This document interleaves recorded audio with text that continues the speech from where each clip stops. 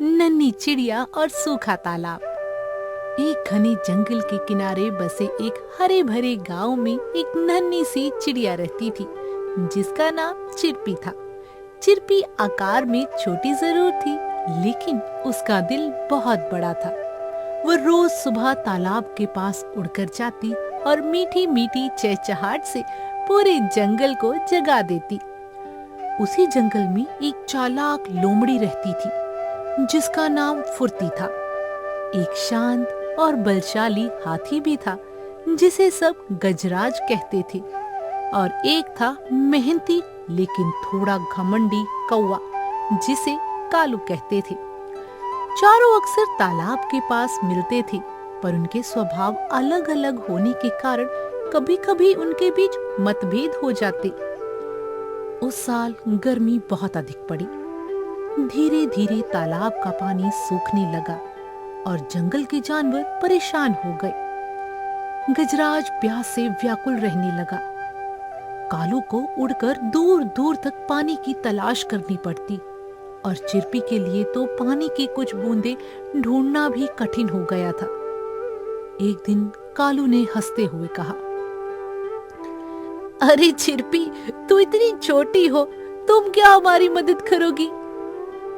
ये सुनकर चिरपी को बहुत बुरा लगा, पर उसने शांत स्वर में कहा, आकार छोटा है लेकिन इच्छा बड़ी है।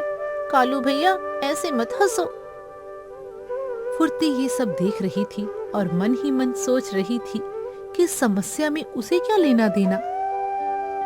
उस रात चिरपी देर तक नहीं सो सकी। वे सोचती रही, अगर सब मिलकर प्रयास करें तो शायद तालाब में फिर से पानी आ सके। सुबह होते ही वे गजराज के पास गई और बोली, गजराज भैया, गजराज भैया, आप बहुत ताकतवर हैं।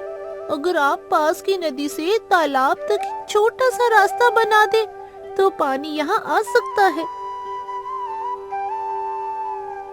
गजराज ने गहरी सांस लेते हुए कहा, बात तो सही है चिरपी, लेकिन ये काम मैं अकेले नहीं कर पाऊंगा। तब चिरपी फुर्ती के पास पहुंची और विनम्रता से बोली, फुर्ती दीदी, आप बहुत चतुर हो। क्या आप सही रास्ता ढूंढने में हमारी मदद करेंगी? फुर्ती ने पहले टालते हुए कहा, नहीं, मुझे अपने खाने की चिंता है। लेकिन फिर उसे चिरपी की सच्चाई भरी आंखें दिखाई दी और उसका मन बदल गया। उसने कहा, ठीक है, मैं रास्ता खोजने में मदद करूंगी।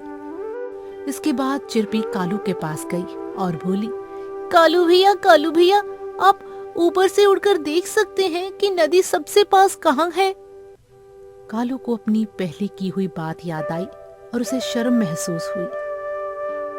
उसने सिर झुकाकर कहा, मुझे माफ कर दो चिरपी, मैं तुम्हें कम समझ बैठा था। मैं पूरी कोशिश करूंगा। फिर चारों ने मिलकर काम शुरू किया। कालू ऊपर से उड़कर रास्ता बताने लगा। फुर्ती झाड़ियों और पत्थरों के बचने के लिए सही मार्ग सुझाने लगी, और गजराज अपनी ताकत से मिट्टी हटाकर एक छोटा सा नाला बनाने लगा। चिरपी लगातार सबका उत्साह बढ़ा रही थी और कहती रही, थोड़ा और प्रयास करो, हम जरूर सफल होंगे। कई घंटों की मेहनत के बाद नदी का पानी धीरे धीरे तालाब की ओर बहने लगा। जब तालाब फिर से भरने लगा तो पूरे जंगल में सभी जानवर खुशी से उछल पड़े। कालू ने चिरपी से कहा, आज तुमने हमें सिखा दिया कि छोटे होने का मतलब कमजोर होना नहीं होता। फुर्ती ने मुस्कुराकर कहा, अरे ये भी क्या, कोई चिंता की बात है? चिंता तो सब करते हैं, लेकिन हल कोई कोई ढूंढता है।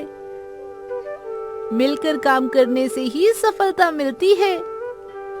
गजराज ने गंभीर स्वर में कहा, जब छोटे और बड़े साथ चलते हैं तो हर कठिनाई आसान हो जाती है। चिरपी खुशी से बोली, हम सब मिलकर रहे तो जंगल हमेशा हरा भरा रहेगा। आप सभी का शुक्रिया। ये कहकर वह आसमान में ऊंचाई में उड़ान भरने लगी और उसकी चहचहाहट से पूरा जंगल गूंज उठा।